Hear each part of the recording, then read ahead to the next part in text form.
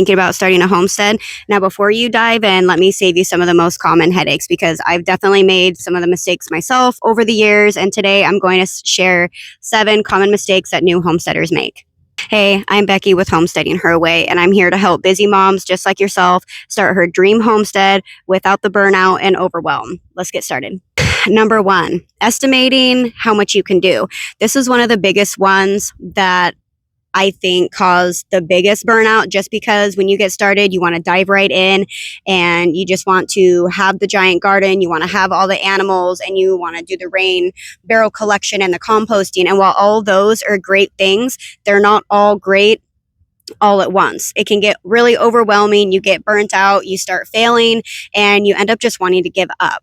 So the biggest thing you can do is start on one thing, master it, and then go from there. So if we're talking garden, what do you use the most in your household? Do you make a lot of spaghettis? Do you guys like salsas? Maybe you should start with some tomatoes and basil, maybe some cilantro, and learn how to grow it. Does it grow well in your climate? What kind of soil does it need? What kind of nutrients does it need? Where are the common pests that ail it? When are you going to harvest it? Is there a way that you can extend the growing season so you can have more produce longer than your growing season? If we're talking about animals and livestock, what do you want to start with first? Do you want fresh eggs? You want to start with chickens? Okay. How are you going to house them? How are you going to feed them? How are you going to pay for that feed bill? Are they going to be free range? Or are you going to have them locked up? What kinds of common injuries do chickens get? What kind of health issues do they commonly have? And how are you going to treat them? Each different topic is going to have so much information. So learn about that one thing and become a master at it before you move on to the next. Number 2, ignoring your budget. Homesteading can sneak up on you really quickly, whether we're talking about fencing or feed, the animals in general, keeping up with your basic electric. There's a lot of things that go with homesteading besides just your basic bills, right? So you want to make sure that you're paying attention to your budget at all times. And while no, I don't want you to be overly stressed about money, I just want you to be thinking about it in the back of your mind. How can you be saving money? Can you do DIY projects? Can you repurpose? Are there ways that you can stretch your feed bill? So setting a monthly budget and sticking to it is key. I also suggest having a savings account and a project account. And let me explain why. So your savings account is going to be, things that you're saving for, like emergencies, when things happen out of the blue, your water heater explodes, you need a new roof, you have to dig a new well, like all kinds of things that can happen on your property, right? And then you have your project budget. You want to build a new coop. You want to purchase another calf. You want to buy chicken eggs from this person off of eBay, peacocks or whatever. So what's going to happen is if you don't have these accounts separate, you're going to build that project. You're going to build that new chicken coop, right? Aiko, stop it.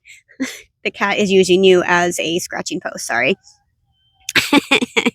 What's going to happen is you're going to use that money on your new chicken coop, right? And then if something were to happen, of course, we don't want anything to happen, but if it were to happen, you no longer have that money to fix your roof because it's outside with the chickens. So I recommend splitting it into 2. And I know saving in general is hard to do, but trying to have the accounts separate, so you have your emergency fund, your savings fund, and then your project or your animal fund separate, can definitely help it so you're not stuck hurting or without any cash at all. Number 3 is not researching your local climate and your regulations, always making sure that you're growing the right plants for your area. I mean, you don't want to be trying to grow a lemon tree in Alaska. That clearly isn't going to work, and not all produce is going to thrive in every location. So you want to make sure you're researching your soil. What's the pH look like? How is the weather in your area? And then when it comes to rules and regulations, especially if you're moving to a new area, you need to check out the county laws, because believe it or not, there are some really wacky ones out there, and you don't want to be getting in trouble for something that you just simply didn't know about. For instance, if you live close to town, sometimes you can have 3 chickens, you can have 6 chickens, but you can't have any roosters. And I even know I had a friend on the opposite side of town across the canal, and she's not allowed to have pigs. The county came and told her that she was not allowed to have pigs in that area of town because it ruined the land, which is bizarre to me, but I mean, they do root. And so, I mean, depending on the land, but it's like sagebrush area. So just make sure you do check into your rules and regulations so you're not getting in trouble for something that you didn't know about. Mistake number 4 is poor infrastructure planning. So before you build that chicken coop, before you're moving these animals in different areas or building different shelters here and there, you want to check out the land. You know, is it going to flood in the springtime? Is it too far away from a water source? Is the ground not stable where you're wanting to put that chicken coop? All those kinds of things can definitely save you a lot of energy if you put the extra thought process into it before you start building. Even where you place your storage area can make a really big difference. And you want it to be as convenient as possible for you, right? Because we're trying to make this easier for you. We're trying to enjoy this process, this journey. We don't want to make it harder on yourselves. And if you can't make it convenient, at least have a plan for it. Like, for instance, I'm getting ready to move my goats down to my far end pasture. We're building whole new goat pens, whole new fenced areas for them. But my problem is going to be in the winter, I do not have well water that reaches that far down my property. I only have irrigation. And in the winter, obviously my irrigation is going to be off. The lines will be cleared and I'm going to have to cart water down there and walk my happy butt down there in the snow to break their water. But that's something that I'm planning for. I already know that I'm going to have to do it. And you know what? If it doesn't work out, then I know not to put them down there in the winter and I'll have to move them back up my property. So if it can't be convenient, at least have a plan. And number 5, this kind of goes with the last one, is not preparing for winter. If you're not ready, breaking frozen water buckets, slipping on ice paths, like, it can get super frustrating and the weather sneaks up on us. So I'm suggesting like late fall, get this plan into action. Are you going to have water heaters for your troughs? Or are you going to have some kind of a simple hack for your chicken coops?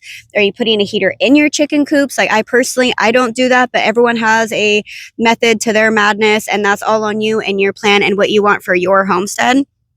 But the most important thing is to plan for it, because there's been years in the past where winter just snuck up. It like showed up early. What's that saying? Jack Frost came early and I wasn't prepared at all. I'm digging through things looking for my trough heaters and trying to find my bucket so I can cart water out to the animals. And it makes it a lot more frustrating than it has to be. So make sure you take time to plan their winter shelter and your plans on how you're going to take care of them. Number 6 is neglecting self-care. Mentally, physically, homesteading is just hard on you. You're taking care of these animals and the garden. Sometimes it gets stressful when things go wrong, and setting aside time for yourself is just as important as taking care of those animals. You don't want to get burnt out because you're just going. So remember to take breaks and always ask for help if you need it. Reach out to family and friends. Make a community on Facebook in your local community of other homesteaders that also have livestock, so you guys are all in the same beat. You have someone that you can vent to. And if you don't have anyone local, there are plenty of Facebook groups that you can get on there and ask people advice or just have someone to confide in. So make sure you take priority in your health, because there won't be a homestead without you to take care of it. Remember that this is a marathon and not a sprint. We're not racing to the finish line. There is no finish line. This is a journey. Let's enjoy it and make sure you're taking care of yourself in the process. Number 7 is not having a learning mindset.